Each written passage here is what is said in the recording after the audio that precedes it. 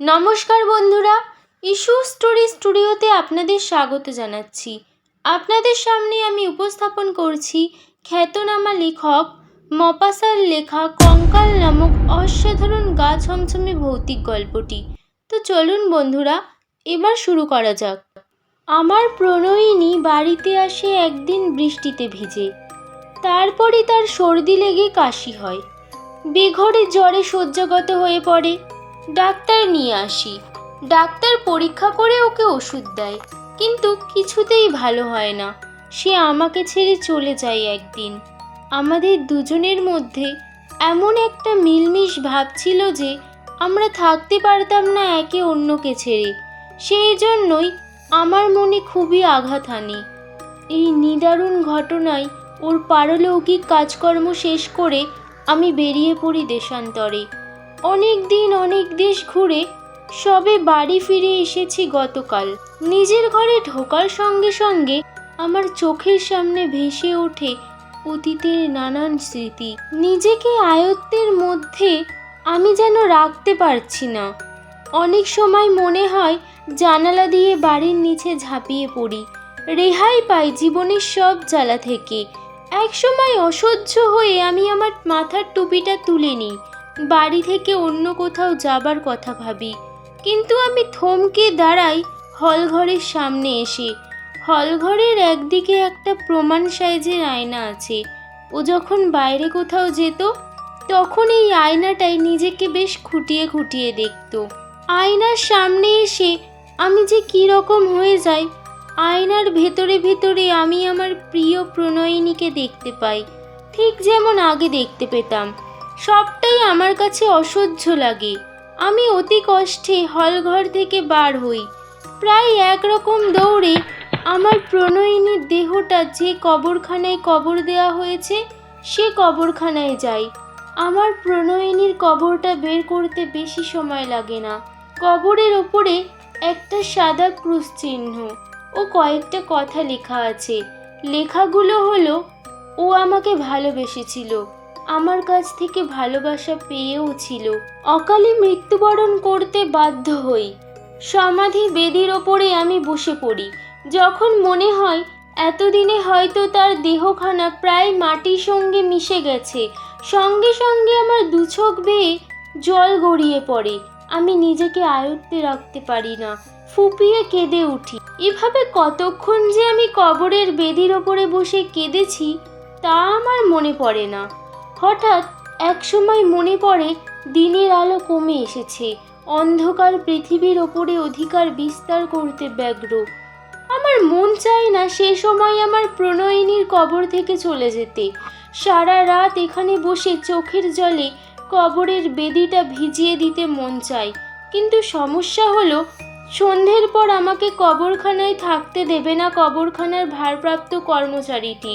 আমার মন আমার সিদ্ধান্তের ব্যাপারে এত বেশি কঠিন হলো যে আমি ছলে বলে কবরখানায় রাত কাটাবার কথা ঠিক করে ফেলি। আমার প্রণয়িনীর কবর থেকে উঠে দাঁড়াই, কবরখানার রাস্তা দিয়ে অন্যান্য কবর দেখতে এগোই। একসময় কবরখানার শেষ প্রান্তে এসে পড়ি। এখানকার কবরগুলো প্রাচীন। এতদিনে মৃত ব্যক্তির সামান্যতম অস্তিত্ব পাওয়া যাবে না। এখন এখানে অযত্নে গোলাপের ও বিশাল কালো সাইপ্রাসের জঙ্গল। কবরের ওপরকার ক্রুশ চিহ্নটা কালের করাল আক্রমণে প্রায় ক্ষয়ে গেছে। আগামী দিনে হয়তো নূতন মৃতদেহ এই পুরাতনের অস্তিত্ব মুছে দেবে। নূতনের জয়যাত্রা শুরু হবে। আমি আর সময় নষ্ট করি না, সবুজ গাছের ঝোপের মধ্যে হামাগুড়ি দিয়ে ঢুকি। জাহাজ ডুবির পর ভাসমান জাহাজের যাত্রীরা যেমন এক টুকরো কাঠ পেলে তা ধরে নিজেদের বাঁচাতে চেষ্টা করে, ঠিক সেরকম করে আমিও একটা মোটা গাছকে জড়িয়ে তার সঙ্গে মিশে যেতে চেষ্টা করি। ধীরে ধীরে অন্ধকার পৃথিবীর বুকে নেমে আসে। চারদিক অন্ধকার চাদরের আড়ালে ঢেকে পড়ে। আমি আমার আত্মগোপন জায়গা থেকে বেরিয়ে আসি। দুপাশের কবরের মাঝখানের পথ ধরে পায়চারি করি। অনেকক্ষণ ধরে কবরখানায় একলা ঘুরে বেড়াই, কিন্তু কখনোই আমার প্রিয় প্রণয়িনীর কবরটা বের করতে পারি না। অন্ধকারে অন্ধের মতো দুহাত সামনে বাড়িয়ে কবরের মধ্যে এগোই।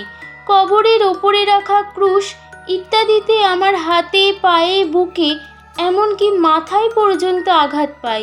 তবুও আমি আমার প্রণয়িনীর কবর বের করতে পারি না। তবুও আমার চেষ্টার ত্রুটি থাকে না। অন্ধের মতো কবরের ওপরকার খোদাই করা ফলকের অক্ষরের ওপর হাত বুলিয়ে ফলকে কি লেখা আছে পড়তে চেষ্টা করি। স্বভাবতই সকলের বুঝতে অসুবিধা হবে না যে সে রাতটা আমার কাছে কতই না ভয়ঙ্কর। আকাশে চাঁদ না থাকায় ক্রমে সবটাই আমার কাছে অন্ধকার হয়ে এলো। আমি মনে মনে বেশ ভয় পেলাম। দুদিকে সারি সারি কবরের মাঝখানে দাঁড়িয়ে কী যে করব তা ভেবে পাই না। একসময় একটা কবরের বেদির ওপরে বসে পড়ি, কেননা ক্লান্তি আমাকে গ্রাস করতে চাইছে। আমি আর হাঁটতে পারছি না। আঘাতপ্রাপ্ত হাতে বেশ যন্ত্রণা শুরু হয়েছে। চারিদিক এত নিস্তব্ধ যে আমি আমার হৃৎপিণ্ডের স্পন্দনের ধ্বনি শুনতে পাই। হঠাৎ একসময় কবরখানায় আমার খুব কাছে একটা শব্দ হয়। শব্দটা যে কিসের তা আমি বুঝতে পারি না। এরকম শব্দ যে আগে কোনোদিন শুনেছি তা মনে করতে পারি না। একবার মনে হয় এই শব্দটা হয়তো অন্য কোথাও হয়েছে। ভীত সন্ত্রস্ত মনে হচ্ছে যে শব্দটা কবরখানায় হচ্ছে। তবুও আতঙ্ক দৃষ্টি নিয়ে কবরখানার চারিদিকে তাকাই। দেখতে দেখতে আমার হাত পা অবশ হয়ে আসে। শরীর প্রায় মৃত মানুষের মতো ঠান্ডা হয়। চিৎকার করে কারো সাহায্য পেতে চাই, কিন্তু কণ্ঠ দিয়ে অব্যক্ত শব্দ ছাড়া আর কিছুই বের হয় না। আমি মনে প্রাণে মৃত্যুর জন্য তৈরি হতে থাকি। কতক্ষণ যে এভাবে কবরের ওপরে বসেছিলাম তার খেয়াল আমার নেই। হঠাৎ এক সময় আমার মনে হয় যে আমি যে কবরের ওপরকার মার্বেল পাথরের বেদির ওপরে বসেছিলাম সেই পাথরটা আস্তে আস্তে নড়ছে। কেউ যেন ওটাকে ওপরে তোলার চেষ্টা করছে। এই অবস্থায় আমার অজান্তে আমি এক লাফ দিয়ে পাশের কবরের বেদির ওপরে গিয়ে পড়লাম। ছেড়ে আসা পাথরটার দিকে সতর্ক দৃষ্টি রাখতে চেষ্টা করি। এবার আমি স্পষ্ট দেখতে পাই যে সেই মার্বেল পাথরটা আস্তে আস্তে ওপর দিকে উঠছে। আরও কিছুক্ষণ অপেক্ষা করার পর একটি উলঙ্গ কঙ্কালকে দেহটাকে নিচু করে পাথরটাকে ওপরের দিকে ঠেলে বেরিয়ে আসতে দেখি। সেই কবরের ক্রুশ চিহ্নে লেখা আছে, এখানে যে ভদ্রলোক শুয়ে আছেন তার নাম জ্যাক অলিভা। তিনি মাত্র 51 বছর বয়সে দেহ ত্যাগ করেন। তিনি নিজের পরিবারের প্রত্যেককে প্রাণ দিয়ে ভালোবাসতেন। তিনি দয়ালু ও সম্মানিত ব্যক্তি ছিলেন। ঈশ্বরের অশেষ করুণায় তিনি মুক্তি লাভ করেছেন। কঙ্কালটি কবরের ওপরকার ফলকটিতে খোদাই করা লেখাগুলো পড়ে রাস্তা থেকে ছুচলো একটা পাথরের টুকরো নেয়। অশেষ ধৈর্য সহকারে ফলকের ওপরকার লেখাগুলো তুলে ফেলতে চেষ্টা করে। একসময় খোদাই করা লেখাগুলো পাথরের উপর থেকে মুছে যায়।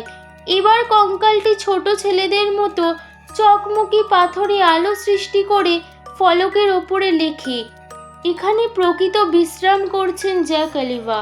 তিনি 51 বছর বয়সে মারা যান। পিতার সম্পত্তির মালিকানার জন্য তিনি তার পিতাকে হত্যা করেন। নিজের পতিব্রতা স্ত্রীকে অবর্ণনীয় যন্ত্রণা দিয়েছেন। সন্তানদের কষ্ট দিতে ছাড়েননি। এছাড়াও প্রতিবেশীদের প্রতারণা করেছেন। সুযোগ পেলেই তিনি করতেন। শেষে অনেক যন্ত্রণা সহ্য করে তিনি মৃত্যুবরণ করতে বাধ্য হন। এরপর কঙ্কালটা নিজের কবরের ফলকের সামনে দাঁড়ায়। নিজের লেখা বেশ মনোযোগ সহকারে পড়ে। তারপরে পেছন ফিরে অন্যান্য কবরগুলো দেখি সব কবরের ওপরের বেদি খোলা। প্রত্যেকটি কবর থেকে মৃতদেহগুলো বেরিয়ে পড়েছে। তাদের আত্মীয় স্বজনেরা যা লিখেছিল তা মুছে ফেলে, তার পরিবর্তে প্রকৃত সত্য কথা লেখে।